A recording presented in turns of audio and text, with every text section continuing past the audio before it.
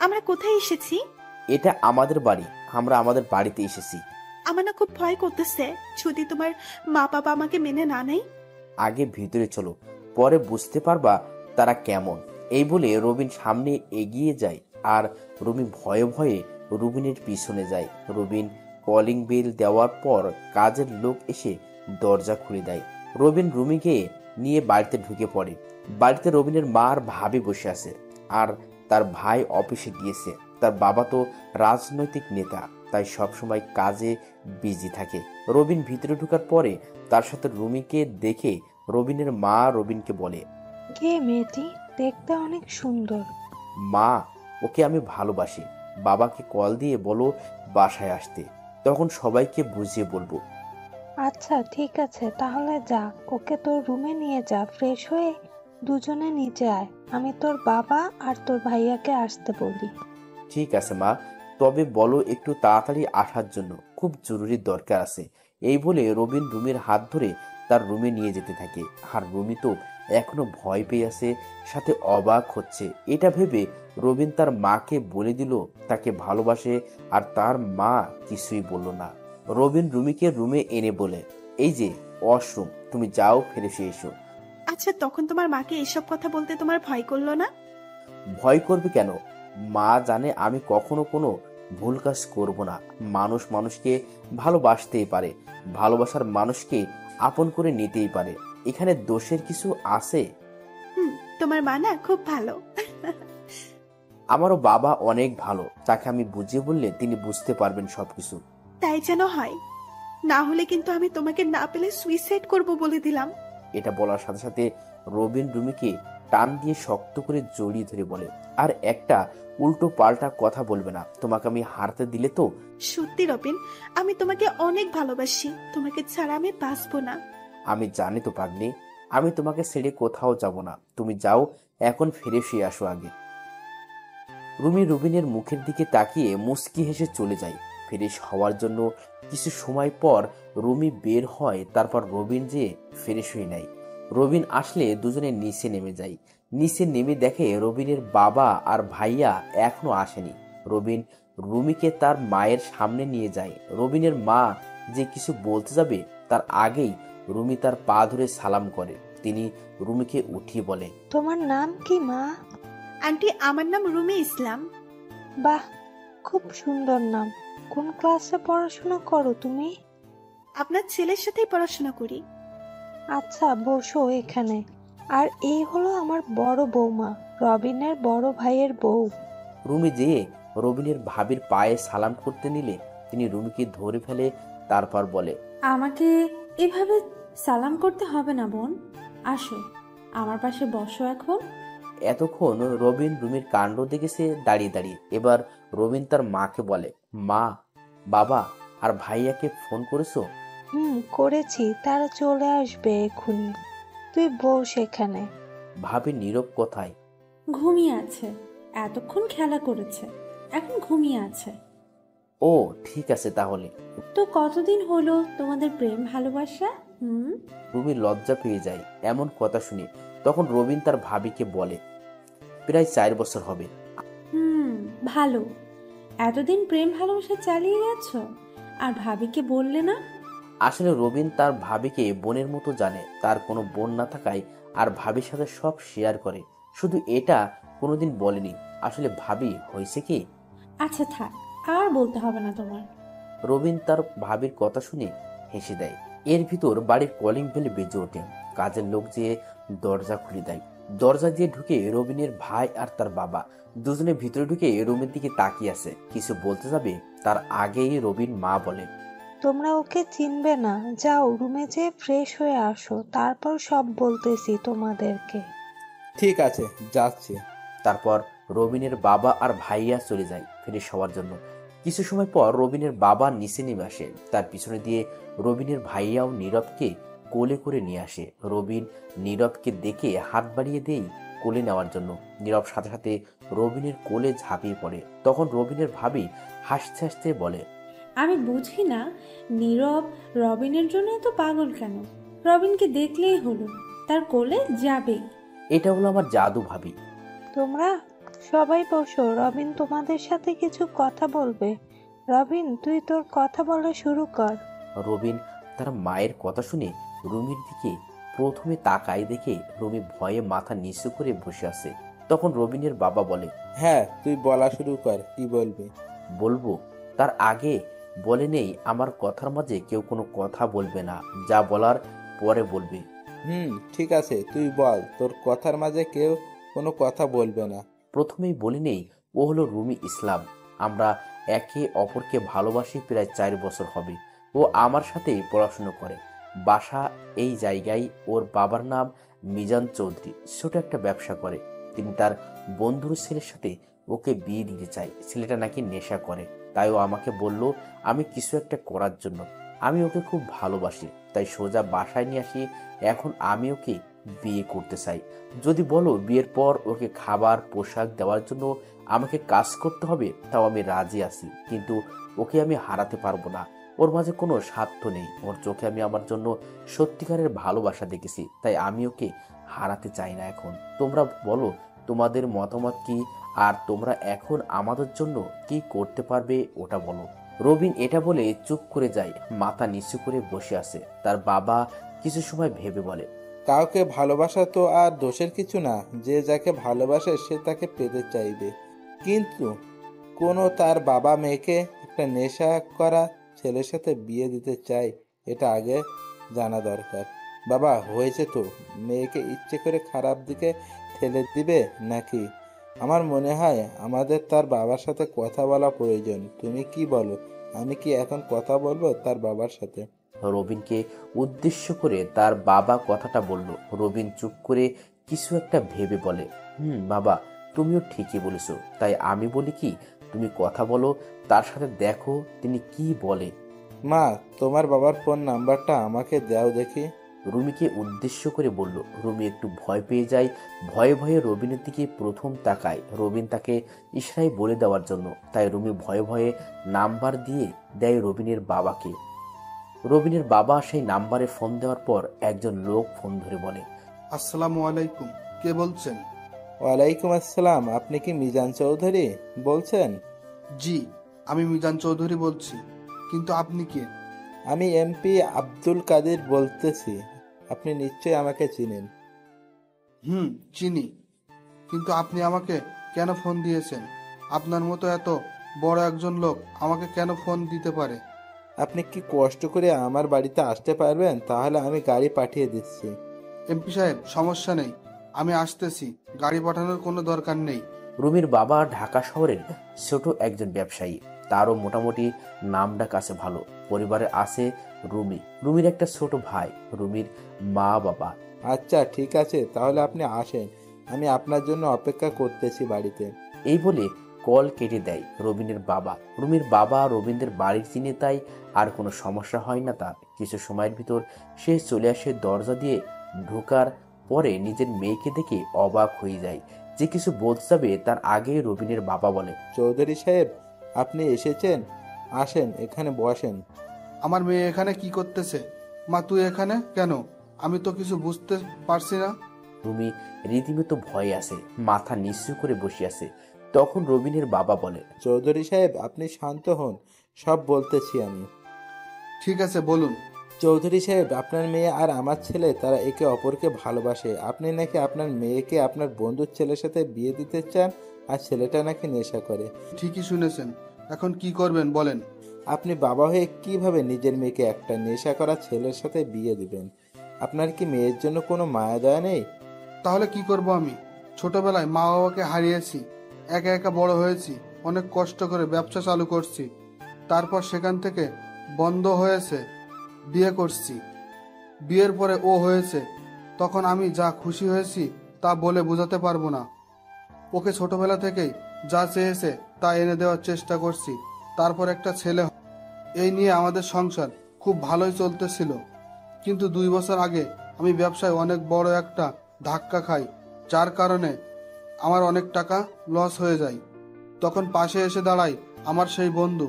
সে আমাকে টাকা দিয়ে নতুন করে ব্যবসা চালু করার কথা হয়েছে, তার সব টাকা 5 বছর পরে দিব। এখন সে বলতেছে তার নেশা করা ছেলের সাথে আমার মেয়ের বিয়ে না দিলে সব টাকা দেওয়া লাগবে 1 মাসের ভিতর। ও টাকা আমি জোগাড় করতে পারতেছি না, তাই বাধ্য হয়ে আমি নিজের হাতে মেয়েকে শেষ করে দিতেছি। এই কথা কেউ জানতো না, শুধু আমি আর আমার সেই বিশ্বাসঘাতক বন্ধু ছাড়া। আমি কখনো ভাবিনি সে আমার সাথে এমন করবে, না হলে আমি টাকা নিতাম না তখন তার কাছ থেকে। মিজান চৌধুরী এসব বলতে বলতে কেঁদে ফেলে। রুমিও তার বাবার কথা শুনে কেঁদে দেয়। রুমি ভাবে তার বাবা তাদের জন্য এত কষ্ট করতেছে, তাহলে রবিনের বাবা সব শুনে অবাক হয়ে গেল। কত টাকা নিয়েছেন তার কাছ থেকে আপনি? 12 লাখ টাকা নিছি। এখন তার টাকা দিতে হলে আমার ব্যবসা বিক্রি করে দিতে হবে, কিন্তু ব্যবসা বিক্রি করে দিলে আমি পরিবার নিয়ে কিভাবে চলবো বুঝতে পারতেছি না। তাই বাধ্য হয়ে নিজের হাতে মেয়েকে বলে দিতে হচ্ছে। আমাকে মাফ করে দিস মা, আমি তোর জীবনটা নষ্ট করে দিতেছি। বাবা, আমি তোমার বন্ধুর ছেলেকেই বিয়ে করব, তুমি কোনো টেনশন করো না, চলো। আর রবিন, আমার হয়তো তোমার কাছে কোনো ক্ষমা নেই, কিন্তু আমার কিছুই করার নেই। আমি আমার পরিবারের জন্য বিয়েটা করা প্রয়োজন, পারলে আমাকে মাফ করে দিও। আমি তোমাকে কষ্ট দিতে চাইনি, তোমাকে পাওয়ার জন্য ভালোবেসেছি, কিন্তু আমাদের ভালোবাসাটা আমার জন্য পূর্ণতা পেল না। দোয়া করি আমার থেকেও ভালো একজনকে তুমি পাবে, আমাকে তুমি মাফ করে দিও। রুমি এসব বলে কান্না করতে করতে বাড়ি থেকে বের হয়ে যায় দৌড়ে। তার পিছনে পিছনে তার বাবাও বের হয়ে যায়। রবিন পুরো অবাক নির্বাক হয়ে বসে আছে। বাড়ির সবার চোখে পানি টলমল করতেছে। রবিনের কোনো হুঁশ নেই। বাড়ির সবাই রবিনের দিকে তাকিয়ে আছে। রবিনের চোখ পেয়ে পানি গড়িয়ে পড়তেছে। রবিন ভাবতেও পারেনি তার সাথে এমন কিছু ঘটবে। রুমির ও কি দোষ যে পরিবার তাকে ছোট থেকে তিলে তিলে এতটুকু বড় করেছে, আর আজ সেই পরিবার এত বিপদের মুখে যদি তার ভালোবাসার বিনিময়ে সেই বিপদ কেটে যায়, তাহলে তার আর কি করার থাকবে? অবশ্যই পরিবারের পাশে তার থাকা দরকার। 4 বছরের ভালোবাসা শেষ হয়ে যায় একটা বিপদের কারণে। হঠাৎ রবিনের হুঁশ ফিরে আসে তার বড় ভাইয়ের কথায়। তার বড় ভাই রবিনকে বলে, কিরে, এভাবে বসে থেকে কি হবে? পারলে কিছু একটা কর। এভাবে বসে থাকলে তো কিছুই হবে না। তুই কি তোর ভালোবাসাকে অন্য কারো হাতে সহ্য করবি, নাকি এভাবে বসে থাকবি? ভাইয়া, আমি এখন কি করব? আমি তো কিছুই বুঝতে পারছি না। শুধু জানি ওকে না পেলে আমি কিন্তু বাঁচবো না, আমি নিজেকে শেষ করে দিব। ও কিভাবে পারলো আমাকে এভাবে ফেলে যেতে? কান্না করতে করতে কথাগুলো বলল রবিন। তখন রবিনের বড় ভাই আবার বলে, এখানে তো আমি তার কোনো দোষ দেখছি না, তাহলে কেন তুই ওকে দোষ দিচ্ছিস? তুই কি কখনো পারতি আমরা বিপদে পড়লে আমাদেরকে ফেলে যেতে? না ভাইয়া, পারতাম না, কিন্তু আমি এখন কি করব বলো? এক কাজ কর, তুই মিজান চৌধুরীর বন্ধুর সাথে কথা বলে দেখ সে কি বলে। যদি কোনো মতে তাকে হাতে আনতে পারিস তাহলে রুমি তোর হয়ে যাবে ইনশাল্লাহ। কিন্তু তাকে এখন আমি কোথায় পাবো ভাইয়া? বাবা, আমি খোঁজ করে দেখতেছি। এখন তুই রুমে গিয়ে একটু রেস্ট নে, যা। আমি তাকে খোঁজ বের করে তাকে বলবো। ঠিক আছে বাবা, তুমি তাহলে তাকে খুঁজে বের করো, আমি আসি এখানে। রবিন সোফায় বসে আছে। তার বাবা ফোন করে মিজান চৌধুরীর বন্ধুর ব্যাপারে সব খোঁজ লাগিয়ে দিয়েছে। অন্যদিকে রুমি তার বাবার সাথে বাড়িতে যেয়ে দৌড়ে তার রুমে চলে যায়। রুমে যেয়ে দরজা বন্ধ করে দিয়ে অজস্র কান্নায় ভেঙে পড়ে। রুমির মা এসে মিজান চৌধুরীকে জিজ্ঞেস করলে মিজান চৌধুরী আজকে কি কি হয়েছে সব বলে দেয়। মিজান চৌধুরীও চোখের কোণে পানি চলে আসে। রুমির ছোট ভাই এবার ক্লাস 8ম শ্রেণীর ছাত্র, পড়ালেখায় মোটামুটি ভালো, নাম রেহান। সেও তার বোনের বিয়ের কথা শুনে মন খারাপ করে আছে, তাও যদি বিয়েটা হয় একটা নেশা খরা ছেলের সাথে। রুমির মা রুমির দরজার সামনে যেয়ে দরজায় আওয়াজ করে বলে দরজা খোলার জন্য, কিন্তু রুমির দরজা খোলার কোনো নাম নেই। রুমির মাও কান্না করতেছে মেয়ের ভালোবাসার কথা শুনে। তিনি ভাবতেছে আজ তাদেরকে সুখী করার জন্য তার মেয়ে নিজের ভালোবাসাকে মাটি চাপা দিয়ে একটা নেশা করা ছেলেকে বিয়ে করার জন্য রাজি হয়ে গেছে। রুমি বিছানায় শুয়ে শুয়ে কান্না করতেছে শুধুমাত্র রবিনের জন্য। সে রবিনকে চিরকালের জন্য হারাতে বসেছে। এই জন্য সে কি পারবে রবিনকে ছাড়া থাকতে? কিন্তু কি করবে, পারতো তো হবেই, না হলে যে তার পরিবার ধ্বংস হয়ে যাবে। রুমি কান্না করতে করতে চোখে ঘুম চলে আসে, তাই ঘুমিয়ে যায়। রুমির বাবা এসে রুমির মাকে নিয়ে যায় রুমে। রুমি বাবা দীর্ঘ নিঃশ্বাস, তার মেয়ে তাদেরকে বিপদের মুখে ফেলে কোনো অঘটন ঘটাবে না। এই দিকেও রবিনকে সবাই বুঝিয়ে শুনিয়ে রুমে নিয়ে যায়। রবিন রুমে যেয়ে মোবাইলটা বের করে রুমির সাথে তোলা ছবি দেখে কান্না করে দেয় আর একা বলতে থাকে, বিশ্বাস করো, আমি তোমাকে ছাড়া থাকতে পারবো না। আমি যে কোনো কিছুর বিনিময়ে হলেও তোমাকে পেতে চাই। আমি তোমাকে পাওয়ার জন্য সব করতে পারি। তোমাকে আমি পেয়ে ছাড়বো। দেখো তুমি। রবিন নিজের রুমে এভাবে রুমের ছবি নিয়ে কান্না করে আর কথাগুলো বলল। অন্যদিকে রুমিও ঘুমিয়ে আসে। দুপুর গড়িয়ে বিকেলের সময় রুমির ঘুম ভেঙে যায়। ঘুম ভাঙার সাথে সাথে সকালের ঘটনা মনে পড়ে যায়। তাই কিছু সময় নিজের অজান্তেই চোখের পানি ফেলল রুমি। তারপর গোসল করার জন্য চলে যায়। কলটা ছেড়ে দিয়ে কান্না করতে করতে গোসল শেষ করে রুমে। গোসল করা শেষ হলে জামাকাপড় পরে রুমের দরজা খুলে দেয়। দরজা খোলার সাথে সাথে রুমির মা দৌড় দিয়ে রুমিকে জড়িয়ে ধরে কান্না করতে করতে বলে, মা তুই ঠিক আছিস তো? এমন কেউ করে নাকি? তুই দরজা বন্ধ করাতে আমরা কত ভয় পেয়ে গিয়েছি তুই জানিস? মা ছাড়ো, আমি একদম ঠিক আছি, আমার কিছুই হয় নাই। এই দেখো। মা চল কিছু খেয়ে নে, সেই সকাল থেকে তো কিছুই খাসনি তুই। মা আমার এখন কিছুই ভালো লাগতেছে না, আমি এখন কিছুই খাবো না। 4 দিন পর তোর বিয়ে ঠিক করেছে ছেলের বাবা, তখন তো কিছুই খাবি না। তাই এখন থেকে কিছু খেয়ে নে, না হলে যে আমার গলা দিয়েও খাবার নামবে না। আজকে তাহলে তুমি আমাকে খাইয়ে দাও। হ্যাঁ মা চল, আমি তোকে খাইয়ে দিব। জানি না জীবনে কোন পাপ করেছি যার জন্য আজ তোকে নেশা করা একটা ছেলের সাথে বিয়ে দিতে হচ্ছে।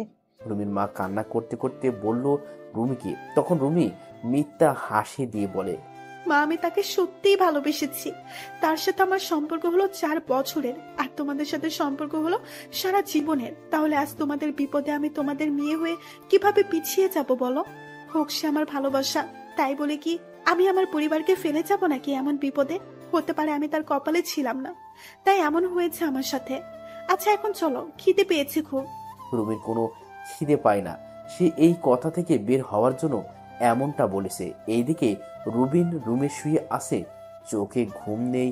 তখন রুবিনের ভাবি এসে তাকে বলে, রবিন তুমি কি ঘুমিয়ে আছো? না ভাবি, ঘুমায়নি। কিছু বলবে নাকি? আচ্ছা তাহলে নিচে আসো, বাবা তোমাকে ডাকতেছে। এই বলে রবিনের ভাবি চলে যায়। রবিন শোয়া থেকে উঠে নিচে নেমে দেখে তার বাবা আর ভাই বসেছে সোফায়। রবিন যেয়ে সোফায় বসে মাথা নিচু করে তার বাবাকে বলে, বাবা তুমি নাকি আমাকে ডেকেছো? মিজান চৌধুরী খোঁজ পেয়ে গেছি। তার নাম রহিম শিকদার, বাসা পাশের শহরে। কালকে ও তার সাথে দেখা করবে। আমি কষ্ট করে একজনকে দিয়ে রাজি করিয়েছি।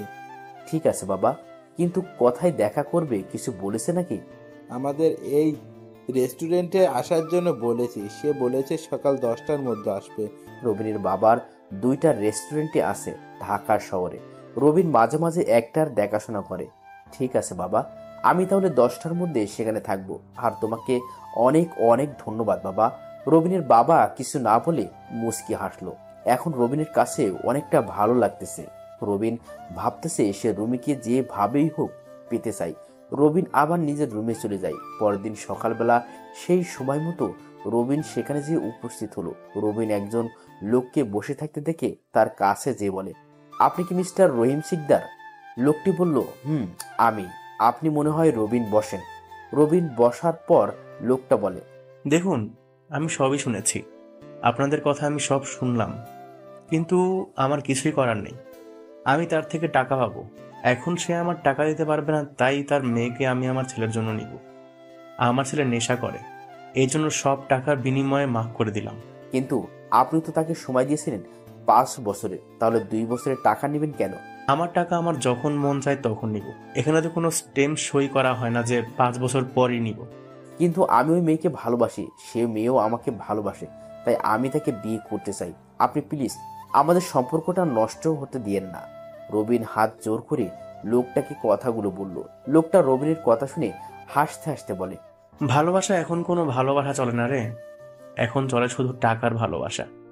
যদি আপনি তাকে সত্যিই ভালোবেসে থাকেন ওকে, তাহলে আমি তার বাবার কাছ থেকে যত টাকা পাবো দিয়ে দেন, তাহলে আমি আপনাদের মাঝখান থেকে সরে যাব। আপনাকে 12 লক্ষ টাকা দিলে আপনি সরে যাবেন আমাদের মাঝখান থেকে? তাই, এছাড়া আমার আর কিছুই করার নেই। ঠিক আছে, আমি টাকার মিল করতে পারলে রাতে আপনাকে ফোন দিয়ে জানাবো। ওকে, গুড বয়। চেষ্টা করো নিজের ভালোবাসাকে পাওয়ার জন্য। এই বলে রহিম সিকদার উঠে চলে যায়। আর রবিন অনেক চিন্তিত হয়ে যায়, কিভাবে এত টাকা জোগাড় করবে সে। এসব ভাবতে ভাবতে বাড়িতে চলে আসে। অন্যদিকে রুমিদের বাড়িতে বিয়ের আয়োজন হতেছে মোটামুটি ভালোই।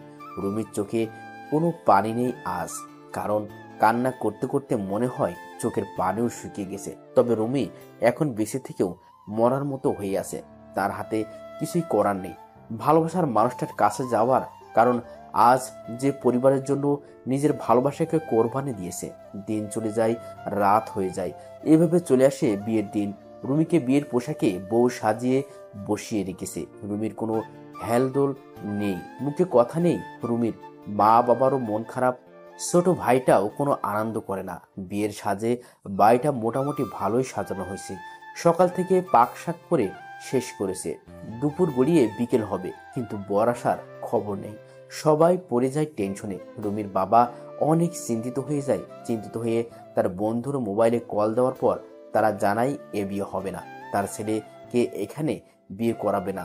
রুমির বাবা এটা শুনে আরো বেশি চিন্তিত হয়ে যায়। সে এখন কি করবে না করবে কিছুই ভাবতে পারতেছে না। এখন তার মেয়েকে কে বা বিয়ে করবে, এসব ভেবে চিন্তায় পড়ে যায়। আবার মনে মনে একটু খুশিও হয় নেশা করা ছেলের সাথে মেয়ে বিয়ে দিতে না পেরে। মুহূর্তের মধ্যে এই কথা সবাই জেনে যায়। রুমি এসব শুনে অনেক খুশি হয়ে যায়। মানুষ বলাবলি করতেছে রুমি নাকি অপায়া, রুমির নাকি চরিত্র খারাপ। এটা জেনে ওরা বিয়ে করতে আসে নাই। জানেন তো, মানুষ একটা শুনলে আরেকটা বানিয়ে বলতে পছন্দ করে বেশি। আমাদের সমাজের মানুষের কারণে অনেক সম্পর্ক নষ্ট হয়ে যায়। তাই সবার মন মানসিকতা বদলানো দরকার। হঠাৎ কিছু গাড়ি আসার শব্দ শুনি সবাই বাইরের দিকে আগ্রহ নিয়ে তাকায়। রুমির বাবা মানি মিজান চৌধুরী এক মনে সেই দিকে তাকিয়ে আছে। গাড়ি এসে এক জায়গায় থামানো হয়। সবাই তাকিয়ে আছে কে আসছে এটা ভেবে। একটা গাড়ি থেকে নেমে আসে রবিনের বাবা আর ভাইয়া। তাদেরকে দেখে রুমির বাবা তাদের কাছে যেয়ে বলে, আসসালামু আলাইকুম, আপনারা এখানে? ওয়ালাইকুম আসসালাম। আমরা বিয়েতে এসেছি। কিন্তু বিয়ে তো হবে না, তারা ফোন দিয়ে জানিয়েছে তার ছেলেকে নাকি এখানে বিয়ে করাবে না। আমরা জানি, আর সেজন্যই তো আমরা এসেছি আপনার মেয়েকে আমাদের বাড়ির বউ করে নিতে। প্লিজ আর না করবেন না, এখন তাহলে মান সম্মান সব চলে যাবে। ঠিক আছে, তাই হবে। প্রয়োজনে আমি আমার দোকান বিক্রি করে ওর টাকা দিয়ে দিব। যেহেতু আমার মেয়ের নিবে না, তাহলে তো টাকা দেওয়াই লাগবে। আচ্ছা আসুন ছেলেকে নিয়ে। বিআই সাহেব, আপনার টাকার চিন্তা করতে হবে না, আমরা সব মিটিয়ে দিয়ে এসেছি এখানে। সব টাকা আপনার জামাই দিয়েছে, বিনিময়ে তাকে আপনি মন ভরে দোয়া করবেন, তারা যেন সুখী হতে পারে সারা জীবন। কি আপনারা কেন আমার টাকা দিয়েছেন? আমার ছেলে কি আপনার ছেলে হতে পারে না? আর ছেলে হয়ে বাবার বিপদে না এগিয়ে আসলে এটা কেমন দেখায় বলেন? রুমির বাবা রবিনের বাবার কথা শুনে আর কিছু বলতে পারলো না। তার চোখে পানি চলে আসে। রবিনের ভাই যে রবিনকে গাড়ি থেকে নামিয়ে আনে। আচ্ছা তাহলে আপনাদের কি আগের কি ঘটনা হয়েছে ওটা বলি। সেদিন রবিন টাকা কিভাবে জোগাড় করবে এসব ভাবতে ভাবতে বাড়িতে চলে যায়। বাড়িতে যাওয়ার পরে তার বাবা বলে, এসেছে তাহলে কি কথা হলো তার সাথে? বাবা সে রুমিকে দেওয়ার জন্য রাজি হয়েছে, কিন্তু বিনিময়ে তাকে। বিনিময়ে কি চাইছে? বাবা বিনিময়ে সে তার পুরো টাকা পেতে চায়। মানে আমি তাকে 12 লাখ টাকা দিতে পারলে রুমিকে আমার করে দিবে এটা বলেছে। কি বলিস? এখন এত টাকা কোথায় পাবো আমরা? বাবা আমি একটা কথা বলতাম, যদি তুমি মনোযোগ দিয়ে শুনতে। কি বলবি বল, আমাকে এত ভয় পেতে হবে না। মানে বাবা বলেছিলাম যে তুমি তো আমার জন্য ব্যাংকে 15 লাখ টাকা রেখেছো বাইরে পড়াশোনা করাবে বলে। সেখান থেকে যদি 12 লাখ টাকা দিতে তাহলে ভালো হতো। আমার বাইরে পড়াশোনা করার দরকার নেই, এখানে বাকি 2 বছর পড়বো। কিন্তু আমি রুমিকে চাই, না হলে আমি বাঁচবো না। ওকে আমি খুব ভালোবাসি বাবা। দেখ বাবা, তোমার জন্য রেখেছি তোমার পড়াশোনার জন্য। এখন তুমি যদি বাইরে পড়াশোনা না করে এখানে পড়তে চাও তাহলে ওটা তোমার ব্যাপার। আর তুমি তোমার টাকা দিয়ে কি করবে করো, আমার কোনো সমস্যা নেই। আমি জানি তুমি খারাপ পথে টাকা নষ্ট করবে না। মেয়েটাকে আমাদেরও পছন্দ হয়েছে, খুব শান্তশিষ্ট একটা মেয়ে। আর তাছাড়াও এটা তোমার লাইফের বিষয়। আমি তোমার ভাইয়াকে ফোন করে বলতেছি টাকা নিয়ে আসতে। এই বলে রবিনের বাবা রবিনের ভাইকে ফোন করে বলল টাকা নিয়ে আসতে। রবিনের ভাই অফিস থেকে আসার সময় টাকা নিয়ে এসেছে। রাতে রবিন রহিম সিকদারকে ফোন করে বলল দেখা করার জন্য। রহিম সিকদারও দেখা করলো সেই আগের জায়গায়। রবিন টাকা নিয়ে সেখানে যেয়ে তাকে বলে, এই নেন আপনার টাকা। আরেকটা কথা, আপনি ওদেরকে বলবেন না যে বিয়ে হবে না আপনার ছেলের সাথে। বিয়ের দিন দুপুরে ফোন করে বলবেন যে আপনি আপনার ছেলেকে এখানে বিয়ে করাবেন না। কিন্তু কেন আর আপনি করবেন না তাকে বিয়ে? বিয়ে আমি করব, শুধু প্রথম একটু ওদের ভয় দেখাবে। বিয়ের দিন দুপুরে ওরা আপনার সাথে কথা বলার পর সবাই হতাশ হয়ে যাবে, তখন আমরা সেখানে যাব আর বিয়ে করে নেব। শুধু আপনি কষ্ট করে এই কাজটা করে দেবেন প্লিজ। রবিনের কথায় লোকটা রাজি হয়ে যায়, আর তারপর থেকে এভাবে নাটক করে এসেছে। এখন কি হলো তা তো আপনারাই জানেন। ওই মুহূর্তের মধ্যে সবাই হতাশ থেকে বের হয়ে আসে। রুমির কানে এই কথা যাওয়ার পরে সে খুশিতে কান্না করে দেয়। অবশেষে রবিন আর রুমির বিয়ে হয়ে যায় সব নিয়ম কানুন মেনেই। এখন রবিন দাঁড়িয়ে আছে বাসর ঘরের সামনে, তার ভিতরে যেতে বুক কাঁপতেছে। অনেকটা সাহস নিয়ে ভিতরে ঢুকলো রবিন। ভিতরে ঢুকে দেখে রুমি মাথায় ঘোমটা দিয়ে বসে আছে। রবিন মুচকি হেসে একটু কাশি দিল। রুমি শুনে একটু নড়েচড়ে বসে, তারপর রবিন সামনের দিকে এগিয়ে যায়। খাটের কাছে যাওয়ার পরে রুমি নেমে আসে রবিনের পায়ে হাত দিয়ে সালাম করে। রবিন রুমিকে তুলে বলে, তোমার অজু আছে নামাজ পড়ার জন্য? আছে। তোমার আছে নি? আমারও আছে, চলো তাহলে নামাজ পড়ে নেই এখন। তারপর তারা দুজন তাদের বিবাহ জীবনের জন্য 2 রাকাত নফল নামাজ পড়ে নিল। নামাজ পড়া শেষে দুজনে খাটে চলে যায়। খাটে যেয়ে কি করে না করে এটা সবাই বুঝে এবং জানে, তাই এখানে আমি সময় নষ্ট করতে চাই না, তাহলে গল্পের মজা যাবে গিয়ে। আমি তার ভয়ঙ্কর অতীত নিয়ে কথা বলবো এখন, মানে আসল ঘটনা। বিয়ের 3 মাস চলে যায়, সবাই হাসি খুশি, 2 পরিবার অনেকে আনন্দ আছে, সবার আনন্দ যেন শেষ নেই। রবিন আর রুমিও পড়াশোনা চালিয়ে যেতেছে, দেশে পড়াশোনা করে। এর ভিতর তারা দুজন দুজনকে আরো বেশি ভালোবাসতে শুরু করেছে। একদিন বিকেলবেলা রবিন রুমিকে বলল, আজকে একটু তোমাকে নিয়ে বের হব, চলো রেডি হয়ে নাও। ঠিক আছে, আমি রেডি হচ্ছি। তবে আজকে বের হলে কিন্তু আমাকে নিয়ে অনেক ঘুরতে হবে। ঠিক আছে, তাই হবে, আমি মাকে একটু বলে আসতেছি। এই বলে রবিন নিচে চলে আসে। এসে দেখে তার মা বাবা আর ভাবি নীরবকে নিয়ে বসে আছে। রবিন যাওয়ার সাথে সাথে নীরব রবিনের কোলে চলে আসে। রবিন তাকে কোলে নিয়ে সবাইকে বলে, মা বাবা, আমি একটু রুমিকে নিয়ে বের হব। ঠিক আছে, যাস, সমস্যা নেই, তবে সাবধানে থাকবি। ওকে ঠিক আছে, তাহলে আমি আসতেছি। ভাবি নীরবকে রাখো। রবিন নীরবকে তার ভাবির কোলে দেওয়ার সময় কান্না করে দেয় নীরব, আর রবিনকে ঝাপটিয়ে জড়িয়ে ধরে আসে। এটা দেখে বাড়ির সবাই হেসে দেয়। রবিনের ভাবি রবিনকে বলে, বুঝতে পারছি, আজকেও ও তোমাকে ছাড়বে না। কি করার, তুমি ওকে সাথে করে নিয়ে যাও। দেখো না, কান্না করতেছে। কিন্তু ভাবি, যদি পরে কান্না করে আর আমাদের যদি আসতে লেট হয়ে যায়? আরে কান্না করবে না, তুমি তো ওকে আরো নিয়েছো অনেক জায়গায়, আর ও তোমার কাছে থাকলে কোনো কান্না করবে না, আমি জানি। তবে একটু চেষ্টা করো যেন তাড়াতাড়ি বাড়িতে আসতে পারো। রবি নীরবকে আরো ছোট থেকেই জায়গায় জায়গায় নিয়ে যেত, এমনকি ভার্সিটিতেও নিয়ে গেছে কয়েকবার। রবিনের ভাবির কথা শুনে রবিনের বাবা বলে, তুমি ওকে নিয়ে যাও, ও একটু তোমাকে বেশি ভালোবাসে মনে হয়। তোমাকে দেখলে তো কারো কাছে থাকেই না, তোমার কাছে চলে যায়। আচ্ছা তাহলে তোমরা রেডি হও, আমরা নীরবকে তোমার রুমে নিয়ে রেডি করিয়ে বের হয়ে পড়ো। রবিন তার বাবার কথা শুনে তার ভাবিকে বলে, ভাবি তুমি নীরবের জামা কাপড় নিয়ে আসো, আমি ওকে রুমে নিয়ে যেতেছি তাহলে। এই বলে রবিন নীরবকে তার রুমে নিয়ে যায়। রুমে যে দেখে রুমির রেডি হওয়া প্রায় শেষ। রবিন তখন রুমিকে বলে, এই দেখো কাকে নিয়ে এসেছি, আজকে ওকে নিয়ে যাব আমাদের সাথে করে। নীরব যে ও আমাদের সাথে যাবে সত্যি? সত্যি, ওকে আমাদের সাথে করে নিয়ে যাব আজকে। তাহলে তো ওকে রেডি করাতে হবে, আর সবাইকে বলবো এটা আমার ছেলে, আমার বাবাটা। নীরবকে চুমু খেয়ে হাসি মুখে বলল রুমি। রবিন তার কথায় হেসে দেয়। তখন রবিনের ভাবি এসে বলে, ছেলে আমার, আর তুমি বলো তোমার। ছেলেটাও রবিনের পাগল, কেউ বলবেই না যে এটা আমার সন্তান। রবিনের ভাবির কথায় রবিন মুচকি হাসে, আর রুমি একটু ভয় পেয়ে যায়। সে ভাবছে রবিনের ভাবি রাগ করে কথাটা বলেছে, তাই সে বলে, ভাবি তুমি রাগ করো না, আমি মজা করে বলেছি। বোন তুমি ভয় পেও না, আমিও মজা করছি। আর আমার ছেলে মানে তোমারও ছেলে, কোনো সমস্যা নেই। আসলে নীরব রবিনকে ছাড়া কিচ্ছু বোঝে না, তাই বলছি। আর তুমি সবাইকে বলো ও তোমার ছেলে, কোনো সমস্যা নেই। রবিনের ভাবি হাসতে হাসতে কথাগুলো বলল। রুমিও তার কথায় খুশি হয়ে যায়। তারপর নীরবকে রেডি করিয়ে রবিন রেডি হয়ে নেয়। বের হয়ে যায় তাদের একটা গাড়ি নিয়ে। রবিন গাড়ি চালাইতেছে আর রুমি তার পাশে বসে আছে। নীরব রুমির কোলে বসে আছে।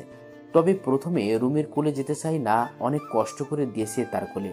অনেকক্ষণ পরে রবিন একটা পার্কের সামনে গাড়ি থামায়। সেখানে নেমে রবিন নীরবকে কোলে নেয়। তারপর তারা পার্কের ভিতরে একটা সুন্দর জায়গায় যেয়ে বসে। নীরবকে চকলেট কিনে দিয়ে রুমি আর রবিন কথা বলতেছে বসে বসে, আর নীরব রবিনের কোলেই। অনেকক্ষণ সেখানে থাকার পরে রবিন রুমিকে বলে, অনেক তো বসেছিলাম, চলো ফুচকা খেয়ে সে এখন। এটা তোমার প্রিয় খাবার, তুমি না বললেও আমি তোমাকে জোর করে নিয়ে যাব। আচ্ছা চলো তাহলে। আমি জানি তো এটা তোমার প্রিয়, তাই তো বললাম। রুমি রবিনের কথা শুনে মুচকি হাসলো। তারপর তারা চলে যায় একটা ফুচকার দোকানে। সেখানে যেয়ে রবিন 2 প্লেট ফুচকা অর্ডার করে। কিছু সময়ের মধ্যে চলে আসে। রবিন আর রুমি ফুচকা খেতেছে। নীরব রবিনের পাশে বসে আছে। সে চকলেট খেতেছে আর রবিনের মুখের দিকে তাকিয়ে আছে। রবিনের 1 প্লেটের সাথে রুমি 3 প্লেট খেয়ে ফেলছে। অবশেষে রবিন সব বিল মিটিয়ে রুমিকে বলে, একটু পরে সন্ধ্যা হয়ে যাবে, তো তাই চলো এখন একটু তোমাদের বাড়ি থেকে ঘুরে আসি, তারপর বাড়িতে চলে যাব, কি বলো? এই বলে তারা গাড়িতে যেয়ে বসে। সেই আগের মতো করে গাড়ি চলতেছে। গাড়ি চলতে রুমিদের বাড়ির সামনে চলে আসে তারা। তারপর গাড়ি থেকে নেমে দরজার সামনে যেয়ে কলিং বেল চাপ দেয় রুমি। কলিং বেল দেওয়ার কিছু সময় পর দরজা খুলে দেয় রুমির ভাই। রুমির ভাই রুমিকে দেখে অবাক হয়ে বলে, আপু তুমি এই সময়? তাও আবার না বলে চলে এসেছো। কেমন আছো তোমরা? ভালো আছি, তুই কেমন আছোস? আমিও ভালো আছি ভাইয়া, আসেন ভিতর আসেন আপনারা। তারপর রবিন আর রুমির ভিতরে ঢোকার পরে রুমির ভাই যেয়ে তার মা বাবাকে ডেকে নিয়ে আসে রুম থেকে। তারা নিচে নামার পরে রুমি ও রবিন তাদেরকে সালাম করে। তারা সালাম নিয়ে অবাক হয়ে বলে, রে মা, তোরা এসেছিস এই সময়, কোনো সমস্যা নাকি? না বাবা, কোনো সমস্যা না, আসলে একটু ঘুরতে বের হয়েছিলাম, তাই একটু তোমাদের সাথে দেখা করে যাব ভাবছি, এই জন্যই চলে আসলাম। ভালো করছিস মা। তো ওকে সাথে করে নিয়ে এসেছো, ও কান্না করবে না মাকে না ফেলে? না, ও কান্না করবে না, আসলে ও তোমাদের জামাইকে ফেলে চলে, আর কিছু লাগে না। তাহলে ভালো। আচ্ছা বাবা, এসেছো যখন, তাহলে কিন্তু রাতের খাবার আমাদের এখান থেকে খেয়ে যেতে হবে। কিন্তু বাবা, তাহলে তো অনেক রাত হয়ে যাবে। আমরা অন্য এক সময় এসে থেকে যাব কিছুদিন, কিন্তু আজকে পারবো না বাবা। তা ঠিক। আচ্ছা তাহলে বসো, তোমাদের জন্য নাস্তার ব্যবস্থা করতেছি, অন্তত এটা খেয়ে যাও। আচ্ছা ঠিক আছে বাবা। রবিনের কথা শুনে মিজান চৌধুরী খুশি হয়ে রুমির মাকে বলে নাস্তা রেডি করার জন্য। রুমির মা ওদের জন্য নাস্তা রেডি করলো। নাস্তা দেওয়ার পর একসাথে সবাই নাস্তা করে নিল। তারপর কথা বলতে বলতে আরো সময় চলে যায়। রাত 8টা বেজে গেছে। এর ভিতর নীরবও ঘুমিয়ে গেছে রবিনের কোলে। তারপর রবিন আর রুমি ওদের কাছে বলে বাড়ির দিকে রওনা দেয়। রবিন নীরবকে রুমির কোলে দিয়ে সে গাড়ি চালাতেছে, আর নীরব ঘুমিয়ে আছে রুমির কোলে। রুমি রবিনকে বলে, তোমাকে অনেক ধন্যবাদ আমাকে এখানে নিয়ে আসার জন্য। ধন্যবাদ দেওয়ার কিছু নেই, তোমার খুশি আমার খুশি। রবিন আর রুমি কথা বলতে বলতে বাড়ির সামনে চলে আসে। তখন রাত বাজে প্রায় 9টা।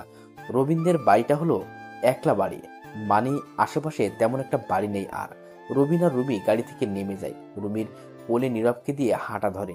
দরজার সামনে সে কলিং বেল চাপ দিবে, এমন সময় রবিন দেখে দরজা মনে হয় খোলা। তাই রবিন আস্তে দরজাটা ধাক্কা দেয়। ধাক্কা দেওয়ার সাথে সাথে দরজা খুলে যায়, কিন্তু ভিতরে পুরো অন্ধকার। এটা দেখে রবিন আর রুমি ভয় পেয়ে যায়। রবিন নিজের মোবাইলটা হাতে নিয়ে লাইট জ্বালিয়ে নেয় আগে। তারপর রুমির এক হাত ধরে ভয়ে ভয়ে ঘরে ঢুকে যায়। বাড়ির লাইটের সুইচটাই হাত দিয়ে লাইট জ্বালিয়ে পিছনে ফিরে জোরে চিৎকার করে ওঠে রবিন। রবিনের চিৎকার শুনে রুমি পিছনে ফিরে, আর সাথে সাথে রুমিও চিৎকার করে ওঠে, কারণ বাড়ির পাখার সাথে 2টা লাশ ঝুলতেছে। আর 2টা লাশ বাড়ির ফ্লোরে পড়ে আছে। বাড়ির সবকিছু ভাঙচুর করা। রবিন আর রুমি চিৎকারে নীরব জেগে যায়। নীরব জেগে কান্না করতে থাকে, আর রুমিও ফ্লোরে ধাপ করে বসে পড়ে। রবিন একই জায়গায় দাঁড়িয়ে তার মা বাবার লাশের দিকে তাকিয়ে আছে। তার মা বাবার লাশ পাখায় ঝুলতেছে, আর তার ভাই ভাবির লাশ ফ্লোরে পড়ে আছে।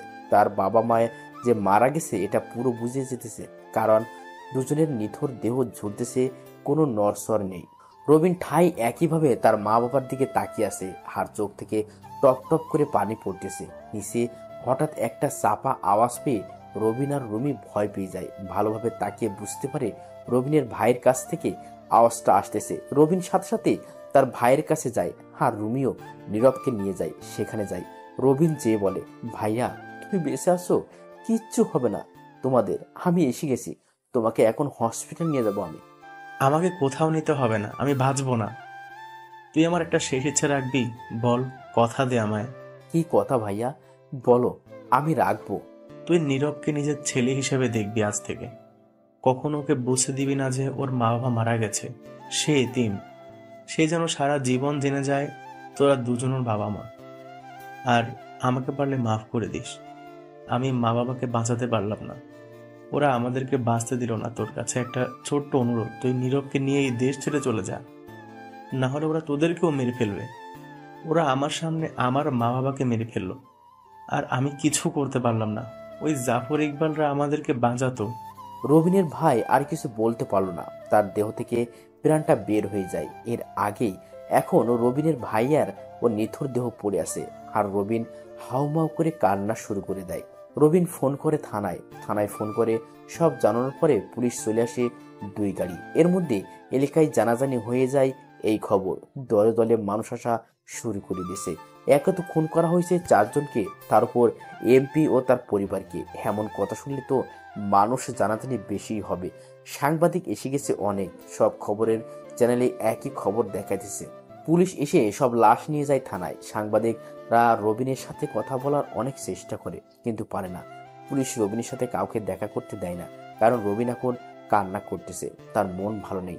রুমি তার বাবার কাছে ফোন করে সবকিছু জানায়। তার বাবা এসব শুনে রুমির মা আর ভাইকে নিয়ে চলে আসে রাতেই। তারা এসেই রুমিকে বলে, কিরে মা, এসব কি করে হলো? কি জানি বাবা, বলতে পারবো না। আমরা এসে দেখে এমন অবস্থা, কেন যে আজকে আমার পাশে থেকে বের হলাম। শান্ত হ মা, এখন কি আর হবে? যা হওয়ার তা তো হয়ে গেছে।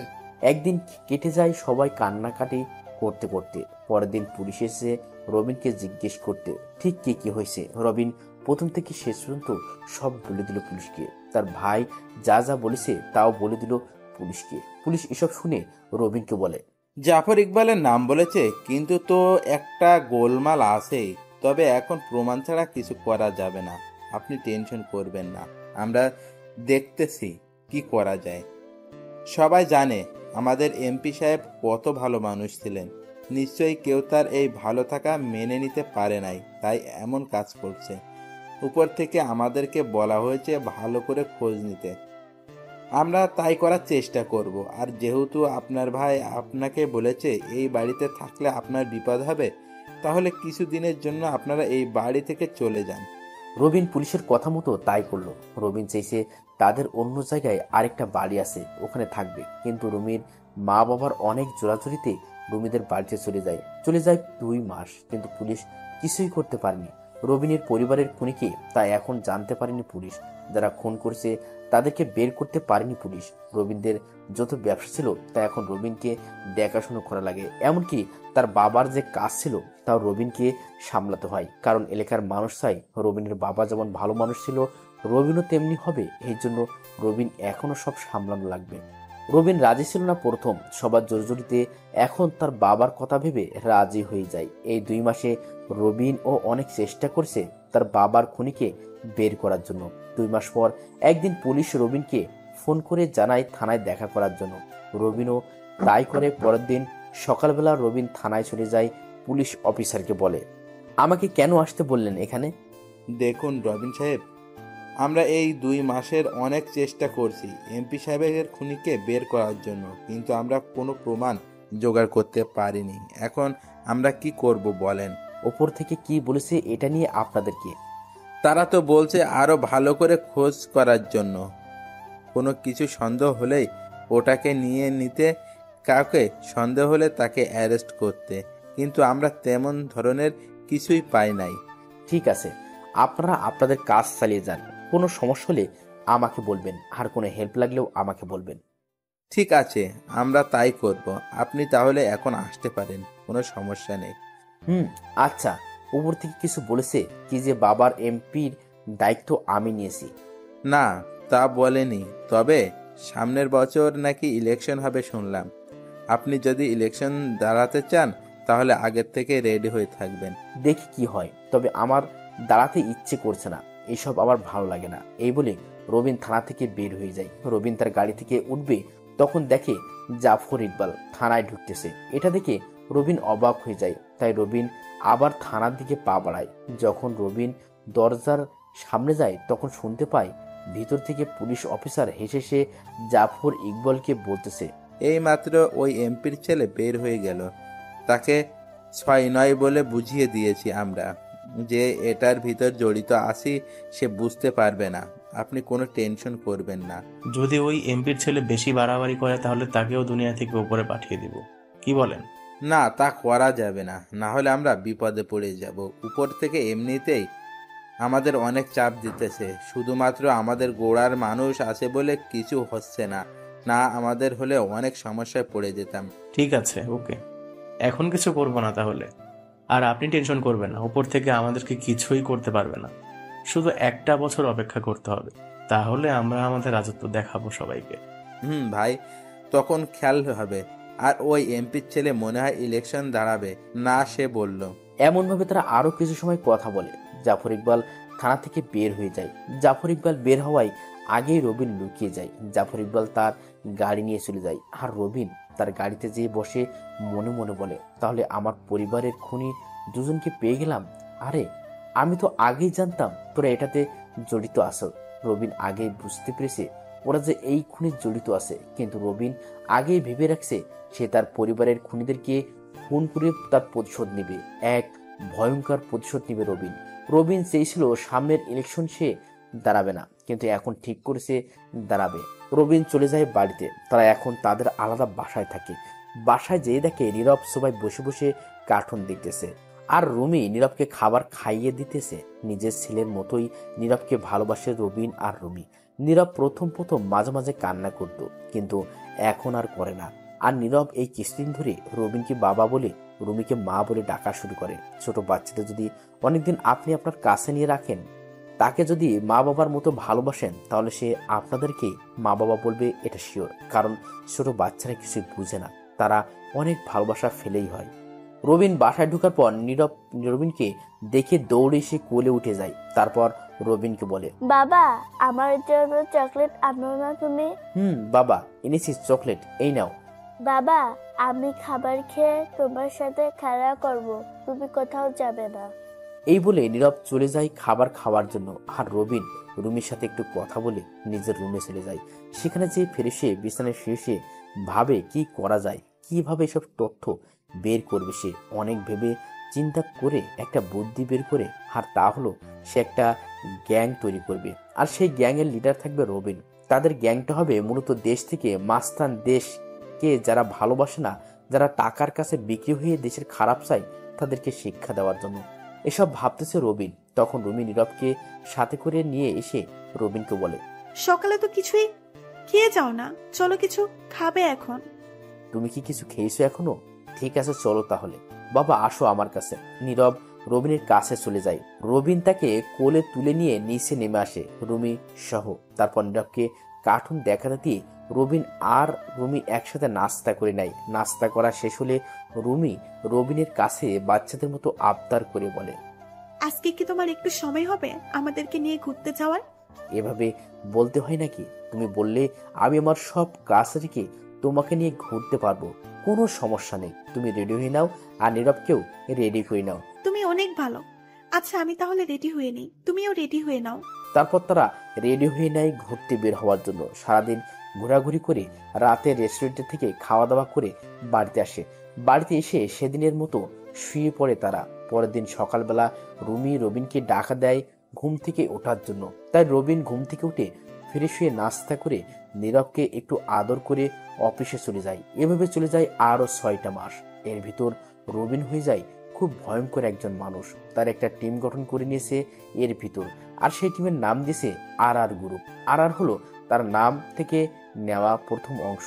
এই 6 মাসে রবিনের এই টিম নিয়ে সামাজিক যোগাযোগ মাধ্যমে অনেক তোলপাড় শুরু হয়ে যায়। তার কারণ হলো এই গ্রুপটা যেই কোনো নেশা করার জায়গা, বারে, তারপর যারা মানুষকে বিনা কারণে কষ্ট দেয় তাদেরকে হয়তো পৃথিবী থেকে সরিয়ে দেয়, আর না হলে তাদের অবস্থা পুরো খারাপ করে ফেলে। কিন্তু এই গ্রুপের কাউকে সাধারণ মানুষ চেনে না। অবশ্য মানুষ তাদেরকে চিনবেই কি করে? যেখানে পুলিশ তাদের কোনো হদিস পায় না, সেখানে সাধারণ মানুষ কিভাবে কি পাবে? ওই গ্রুপটা যে কোনো হামলা চালায় রাতের অন্ধকারে। এটা যে রবিনের গ্রুপ তা কেউ জানে না। রুমিও জানে না এটা। রবিন কখনো তাকে বলেনি। রবিন যে মাঝে মাঝে রাতে বাড়ি থেকে বের হয় এটা রুমি বুঝতে পারে, কিন্তু কখনো সে রবিনকে এটা নিয়ে কিছু বলে না। তার বিশ্বাস রবিন কোনো কাজের জন্য বের হয়, তাকে রবিন কখনো ঠকাবে না, এটা তার পুরো বিশ্বাস আছে। রবিন তাকে ঠকাবে না। সে তো তার প্রতিশোধ নিতে চায়। যে মা বাবা ছোট থেকে এত বড় করেছে, যে বড় ভাই তাকে এত ভালোবাসতো, যে ভাবি তাকে নিজের ভাইয়ের মতো করে ভালোবাসতো, তাদের খুনের প্রতিশোধ নিতে চায় এখন রবিন। এতদিন সেই এমনিতেই খারাপ কাজের প্রতিবাদ করেছে, এখন সে তার প্রতিশোধ নিতে চায়। আর সেই জন্য রবিন তার কাছের একজন লোক মানে রাজুকে বলল জাফর ইকবালকে ধরে আনতে।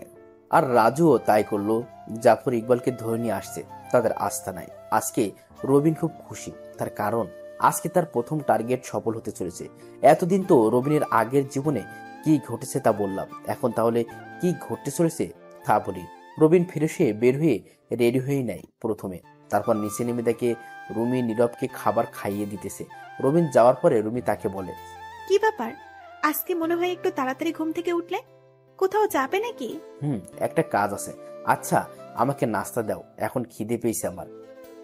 দেখেছো তো ওকে খাবার খাওয়াচ্ছি, তাহলে আমাকে কেন বলতেছো তুমি? নাও, এখানে তো সবই রাখা আছে। ও ভুলে হয়ে গেছে বউ, তুমি ওকে খাওয়াও, আমি আমার খাবার নিয়ে নিতেছি। এটা আজকে না, রবিন প্রায় সময় নিজের খাবার নিজে নিয়ে খায়, আর এতে রবিনের কোনো আপত্তি নেই। আর তাছাড়া রবিন রুমির কাজেও সাহায্য করে মাঝে মধ্যে। রবিন এক প্লেটে অনেকগুলো খাবার নেয়, তারপর রুমির কাছে এসে বসে রুমিকে বলে, তুমি তাকে খাইয়ে দাও, আমি তোমাকে খাইয়ে দিচ্ছি, চুপ করে খাবে, কোনো কথা বলবে না কিন্তু। ওকে ঠিক আছে জনাব, তাই করুন। এখন ভালো মেয়ের মতো হা করো, আমি খাইয়ে দিতেছি তোমাকে। বউয়ের সাথে একসাথে খাবার খাওয়া, একই প্লেটে খাবার খাওয়া, এগুলো অনেক ভালো কাজ। এগুলো হলো মহব্বত। সবাই বউয়ের আবদার পূরণ করার চেষ্টা করুন, বউকে সময় দিন, এসব ইসলামের দৃষ্টিতে অনেক ভালো। রবিন রুমিকে আস্তে আস্তে খাইয়ে দিতেছে, সে নিজেও খেতেছে। তখন নীরব রবিনকে বলে ওঠে, বাবা তুমি কি শুধু আম্মুকে খাওয়াইয়ে দিবে, আমাকে দিবে না খাওয়াইয়ে? দিব তো, আসো বাবার কোলে আসো। তুমি বাবার হাতে খেতে চাও, এটা বললেই তো বাবা তোমাকে খাইয়ে দেবে। নীরবের এমন কথা শুনে রুমি হেসে দেয়। তারপর রবিন নীরবকেও খাবার খাইয়ে দেয়। সে বাড়ি থেকে বের হয়ে যায়, তার গাড়ি নিয়ে সোজা চলে যায় তার গোডাউনে। সে নিজেই গাড়ি চালিয়ে গেছে সেখানে। গোডাউনে যেয়ে দেখে তার লোকজন সবাই বসে আছে, তবে কাউকে দেখে বোঝা যাচ্ছে না এরা যে এত ভয়ঙ্কর। সবাই একদম সাধারণ মানুষের মতো চলাচল করে। রবিন গোডাউনে ঢোকার সাথে সাথে সবাই তাকে সালাম করে। রাজু এগিয়ে এসে রবিনকে বলে, বস, ওকে চেয়ারের সাথে বেঁধে রেখেছে, চলেন দেখবেন তাকে আপনি। দেখবো তো অবশ্যই। তার আগে সবাই নিজের মুখ ঢেকে নাও, কাউকে যেন সে চিনতে না পারে। বস, তাই হবে। আর আপনি আসার আগেও আমরা তার কাছে গিয়েছি মুখ ঢেকে। তারপর এক একে সবাই নিজের নিজের মুখ ঢেকে নেয়। তারপর একসাথে সবাই জাফর ইকবালের সামনে যেয়ে দাঁড়ায়। জাফর ইকবাল তো এভাবে সবাইকে দেখে ভয় প্যান্ট নষ্ট করার মতো হয়ে গেছে। সে যে কিছু বলবে তার উপায় নেই, কারণ তার মুখে কাপড় দিয়ে বেঁধে রেখেছে।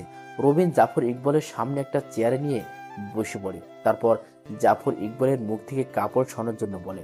একজন যে কাপড় সরিয়ে দেয়। কাপড় সরানোর সাথে সাথে জাফর ইকবাল ভয়ে ভয়ে বলে, তোমরা কারা? কেন আমাকে ভাবে ধরে এনেছো? এখানে কি চাও তোমরা? আস্তে আস্তে তোর সব কথার উত্তর দিতেছি, শান্ত হ তুই। আমরা কারা জানতে চাস? তাহলে শোন, আমরা হলাম আর গ্রুপ। তোদের মতো জানোয়ারদের প্রাণ নেওয়া আমাদের কাজ। কি কি বলছেন? আমি তো কিছু করিনি, প্লিজ আমাকে মাফ করে দিন, আমাকে ছেড়ে দিন, দরকার হলে আমার সব সম্পত্তি নিয়ে নিন, আপনি তারপর আমাকে কিছু করবেন না। চুপ কর জানোয়ার, তুই কি আমাকে লোভী ভাবতেছিস নাকি? আমার যা আছে তা নিয়েই আমি অনেক সুখী আছি। মাফ করবেন ভাই, আমি কি করেছি যার জন্য আমাকে এভাবে ধরে এনেছেন? আমি কি বড় কোনো ভুল করেছি নাকি ভাই? তা তো করছোস। এমপি আব্দুল কাদের সাহেবকে খুন করে এখন সাধু সাজার দরকার নেই তোর। ভাই সেটা আমি করি না, প্লিজ বিশ্বাস করুন আমার কথা। রবিন জাফর ইকবালের কথায় উহু করে হেসে ওঠে। তারপর জাফর ইকবালকে ঠাস করে একটা থাপ্পড় মেরে বলে, তুই করছস না তাই না? তুই এটাতে জড়িত আসস, পুলিশ অফিসার এটাতে জড়িত আছে, আর কে কে আছে ওটা বল, নাহলে এখনই তোকে মেরে ফেলবো। বলছি ভাই, এটার মেইন কে তা আমি জানি না, তবে যদি এমপি আব্দুল কাদের সাহেবের বিরোধী দলের এমপি যে ধরিয়েছে তাকে ধরতে পারেন, তাহলে মনে হয় কিছু জানতে পারবেন। তুই শিওর তো তাকে ধরলে কিছু জানতে পারবো? আমি শিওর, কারণ আমি তারই একজন লোক। তাহলে তো পরের টার্গেট পেয়ে গেলাম, এখন তোর বেঁচে থাকার কোনো অধিকার নেই। ভাই আমাকে মারবেন না, আমি তো আপনাকে সব বলেই দিয়েছি। সব বলছিস ঠিক, কিন্তু তুই কি এখন আর আমার পরিবারকে ফিরিয়ে দিতে পারবি? না, পারবি না। তাহলে তোর বেঁচে থাকার কোনো মানে হয় না। আপনার পরিবার মানে আপনি কে ভাই? আমার পরিবার, আমি রবিন রাব্বি, এমপি আব্দুল কাদেরের ছেলে।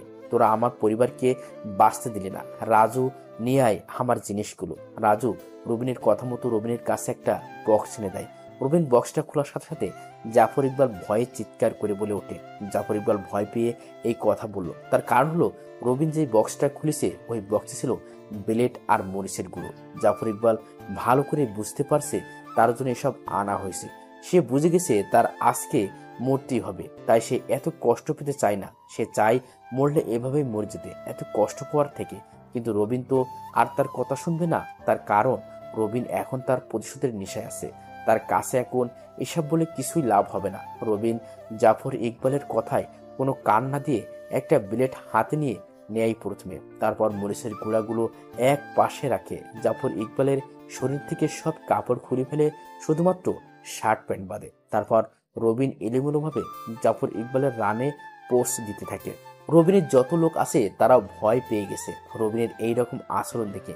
কেউ কিছু বলার সাহস পেতেছে না। জাফর ইকবাল ব্যথায় চিৎকার করতেছে বারবার, কিন্তু তার চিৎকার শোনার মতো লোক এখানে নেই। এখন রবিন রানে অনেকগুলো পোস্ট দিয়ে সেখানে মরিচের গুঁড়ো দিয়ে দেয়। জাফর ইকবাল তো গলা কাটা মুরগির মতো ছটফট করতেছে আর বলতেছে, ভাই আপনার দুটি পায়ে ধরি, আপনি আমাকে গুলি করে মেরে ফেলুন, তারপর আমাকে এভাবে কষ্ট দিয়েন না। আর কান্না করতে করতে কথাগুলো বলল জাফর ইকবাল। তারপর রবিন তার লোকদেরকে বলল, ওই আমি বাইরে আছি, তোরা সবাইকে একটু আদর যত্ন করে শেষ করে দে। এই বলে রবিন বের হয়ে যায় গোডাউন থেকে। আর রাজু যে একটা লাঠি এনে কয়েকটা বাড়ি মারে জাফর ইকবালের পায়ে। জাফর ইকবাল আরো কান্না করে দেয়। রাজু সবাইকে তখন বলে, এটা বলার সাথে সাথে সব লোক জাফর ইকবালের চারপাশে ঘিরে ফেলে। সবাই সবার মেশিন গান হাতে নিয়ে জাফর ইকবালের দিকে তাক করে রেখেছে। তখন রাজু আবার বলে ওঠে, আর গ্রুপ স্টার্ট ফায়ার। রাজুর কথা শুনে সবাই জাফর ইকবালকে কোনো কিছু বলতে না দিয়েই গুলি করতে থাকে জাফর ইকবালের উপর। সেখানে লোকজন ছিল 30 জন। সবাই একটা করে গুলি চালিয়েছে জাফর ইকবালের শরীরে। সবগুলো গুলি বুকে আর হাতে লেগেছে, মাথায় বা মুখে একটাও গুলি লাগে নাই। এখন জাফর ইকবালের মরাদেহ পড়ে আছে। গুলি করার কারণে সে চেয়ার নিয়ে মাটিতে পড়ে যায়। রাজু লোকজনকে বলে, ভাই বলছে এই লাশটা সুন্দর করে এক জায়গায় রেখে দেওয়ার জন্য, যেখানে মানুষের আসা যাওয়া বেশি হয়। রাজুর কথায় তার লোকজন মাথা নাড়িয়ে হ্যাঁ বলে। তারপর রাজু গোডাউন থেকে বের হয়ে রবিনকে বলে, ভাই কাজ হয়ে গেছে, আপনি এখন যেতে পারেন, আর কালকে নিউজ এটা দেখানো হবে সেই ব্যবস্থা করছি। ঠিক আছে তাই কর, আমি তাহলে গেলাম। আর ওর লাশটা জায়গা মতো রাখা হলে কালকে পুলিশ অফিসারকে তুলে নিয়ে আসবি। তারপর সেই লোক যার এমপি হওয়ার শখ অনেক, তার ব্যবস্থা করব। ভাই শুনেছি সেই লোকেরও নাকি অনেক দাপট আছে এলাকায়, তবে এটাকে আমরা ভয় পাই না, আমাদের কাজ আমরা করবই। সে যতই শক্তিশালী হোক, ওকে তো আমরা চাই, সে যেভাবেই হোক। আর আমার দলও কিন্তু অনেক শক্তিশালী, এটাও সবাইকে মানতে হবে। এভাবে আরো কিছু সময় কথা বলে রবিন চলে আসে বাসায়। রবিনকে বাসায় এসে দেখে রুমি অবাক হয়ে বলে, কি ব্যাপার, তুমি এই সময় বাড়িতে? কখনো এই সময় বাড়িতে আসো না তো, শরীর খারাপ নাকি? না শরীর খারাপ না, এমনি চলে এসেছি। আমার বাপটা কোথায়? এতক্ষণ দুষ্টুমি করছে, এখন রুমে যেয়ে খেলা করতেছে। ও আচ্ছা, তাহলে এখন তুমি কি করো? কি আর করব, মহারাজের জন্য খাবার তৈরি করতেছিলাম। আচ্ছা, তোমার কি কষ্ট হয় না? কেন কষ্ট হবে শুনি? এই যে তোমাকে কোনো সন্তান দিতে পারবো না আমি, এটার জন্য। তোমাকে একদিন বলছি না এটা নিয়ে কথা না বলতে? আমাকে সন্তান দিতে পারবে না কে বলেছে? নীরব আছে না, ওই তো আমাদের নয়নের মণি। ওই কি আমাদের সন্তান না? নীরবকে আমি সারা জীবনের জন্য নিজের সন্তান হিসেবে দেখে আসব। আর এখানে তোমার দোষ কি বলো? তুমি তো অনেক চেষ্টা করেছো এটা নিয়ে, আর আমি তোমার থেকে যে ভালোবাসা পেয়েছি এটাই অনেক। অন্য জায়গায় কখনো এমন ভালোবাসা পেতাম না হয়তো। রুমি কথা শুনে চোখের পানি ছেড়ে দেয়। রবিনের চোখের পানি মুছে দিয়ে বলে, কি শুরু করছো? মেয়েদের মতো এমন কান্না করতেছো কেন? আমি অনেক খুশি আছি তোমাকে নিয়ে। আমার কোনো সন্তান চাই না, শুধু তোমাকে আর নীরবকে নিয়ে সুখী থাকতে চাই সারা জীবন। সত্যি আমি খুব ভাগ্যবান, নাহলে তোমার মতো একজনকে জীবনে পেতাম না কখনোই। আমিও খুব খুশি তোমাকে আমার জীবনে পেয়ে। আচ্ছা তুমি থাকো, আমি নীরবকে নিয়ে আসতেছি নিচে। এই বলে রবিন চলে যায় নীরবকে আনতে, আর রুমি দাঁড়িয়ে দাঁড়িয়ে মুচকি হাসতে থাকে। রবিন আর রুমির বিয়ের এতদিন হলো, তারপরও তাদের কোনো সন্তান আসার আনাগোনা নেই। তার কারণ হলো রবিন কখনো বাবা হতে পারবে না, ডাক্তার বলেছে। তবে এটাতে রবির কোনো কষ্ট নেই। তার কারণ হলো রবিন তাকে অনেক ভালোবাসে, সেও রবিনকে অনেক ভালোবাসে। আর নীরবকে তার ছেলে ভেবে থাকে রুমি। এই জন্য রুমি কিছুই বলে না। রবিনও অনেক চেষ্টা করেছে সন্তান হওয়ার জন্য, কিন্তু কিছুই লাভ হয়নি। রবিন রুমির কাছ থেকে চলে যায় তাদের রুমে, যে দেখে নীরব সব জামা কাপড় সরিয়ে ছিটিয়ে খেলা করতেছে। রুমের সব কিছু ফ্লোরে পড়ে আছে। এইসব দেখে রবিন হেসে বলল। ছেলের কাছ দেখে বাবা রবিন হেসে দেয়। বাবার হাসির শব্দ শুনে নীরব পিছনে তাকায়। তাকিয়ে রবিনকে দেখে দৌড়ে এসে রবিনের কোলে উঠে যায়। তারপর ছোট ছোট উচ্চারণ করে বলে, বাবা, তুমি কখন এসেছো বাড়িতে? আমাকে কেন ডাক দাও না? বাড়িতে এসে এখনই এসেছি বাবা, আর এই তো তোমার কাছে এসেছি তোমাকে নেওয়ার জন্য। কিন্তু তুমি পুরো ঘরে এরকম করে রেখেছো কেন? আমি তো খেলা করছিলাম শুধু বাবা। তাহলে কি আমি খেলা করব না? আর খেলা করো, কোনো সমস্যা নেই, কিন্তু ঘরে যে এরকম করে রেখেছো, আম্মু যদি এসে তোমাকে বকা দেয়। রবিন এটা বলার সাথে সাথে নীরব কান্না করে দেয়। তারপর রবিনকে বলে, আবু কি আমাকে সত্যি বকা দিবে বাবা? নীরবের কান্না করা দেখে রবিন অবাক হয়ে যায়। তখন রুমি পিছন থেকে বলে ওঠে, না বাবা, আম্মু বকা দিব না। তুমি যেভাবে মন চাই সেভাবে খেলা করো।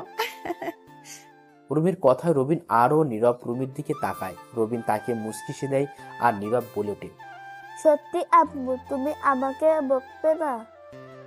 আম্মু, তাহলে আমি আর একটু খেলা করি এখন। না বাবা, এখন আর খেলা করতে হবে না, আবার পরে খেলা করবে। এখন চলো আমরা নিচে যেয়ে বসে গল্প করব সবাই। ঠিক আছে আম্মু, তুমি যা বলবে তাই করব। তারপর রবিন নীরবকে আর রুমিকে নিয়ে নিচে চলে আসে। সেখানে তারা অনেকক্ষণ সময় নিয়ে কথা বলল।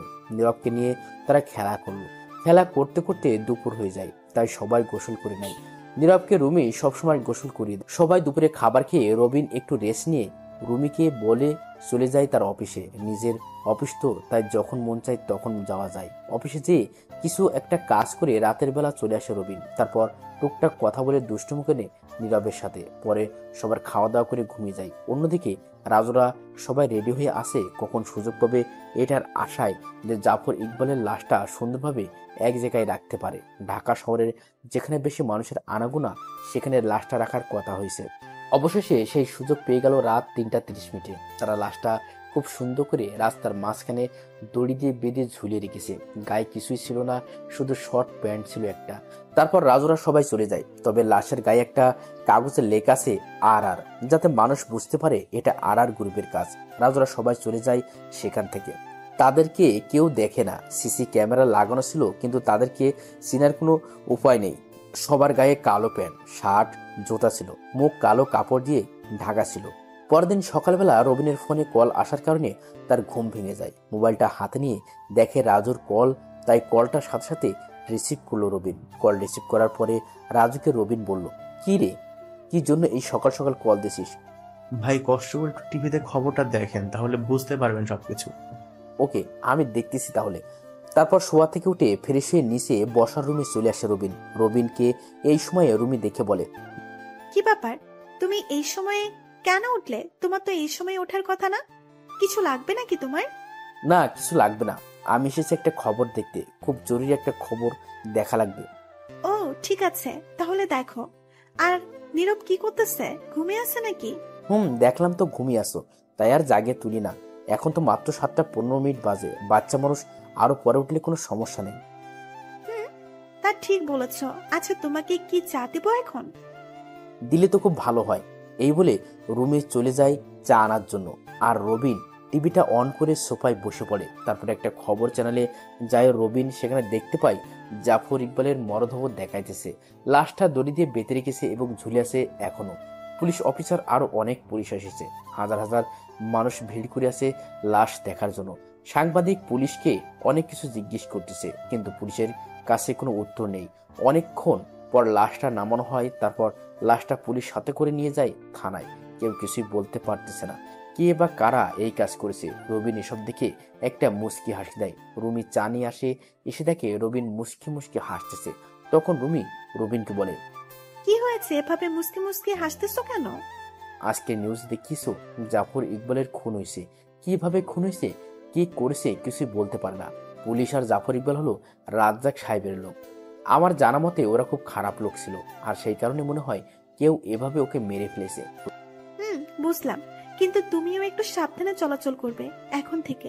বলা তো যায় না কখন কি হয়ে যায়। আর এই নাও তোমার চা। রুমি রুবিনকে একটা চা দিয়ে রবিনের পাশে বসে পড়ে। রবিন চা খেতে খেতে রুমিকে বলে, ভাবছিলাম বাবার এই এমপির ক্ষমতা আমার হাত থেকে চলে যাওয়ার পরে সামনে তো রাজনৈতিক ভিতরে যাব না, এমপি হওয়ার জন্য দাঁড়াবো না, কিন্তু এখন মনে হচ্ছে দাঁড়াতে হবে। তা না হলে কিছু মানুষরূপী জানোয়ারদের দেশটাতে শেষ করে দিবে। মানুষ তাদের জন্য শান্তিমতো এলাকায় থাকতে পারবে না। আমারও মনে হয় রাজনৈতিক করা ঠিক না, কিন্তু মানুষের মুখের দিকে তাকিয়ে তোমার দাঁড়ানো উচিত। হয়তো তোমার অনেক কষ্ট হয়ে যাবে, কিন্তু অনেক মানুষ তোমার কষ্টের উছিলায় সুখী থাকতে পারবে। সেই কারণেই তো মনে হয় ভাইয়ার কথাটা রাখতে পারবো না আমি। তা ঠিক বলেছ। আচ্ছা, দরকার হলে আমরা আর ওই বাসায় যাব না, মাঝে মাঝে যে বাড়িটা পরিষ্কার করে আসবো। বাবার নিজের তৈরি করা বাড়ি যদি এভাবে ফেলে রাখি তাহলে তো হয় না। ঠিক আছে, তাই হবে। আচ্ছা, অনেক কথা হয়েছে, এখন তুমি নাস্তা রেডি করো, আমি নীরবকে নিয়ে আসতেছি।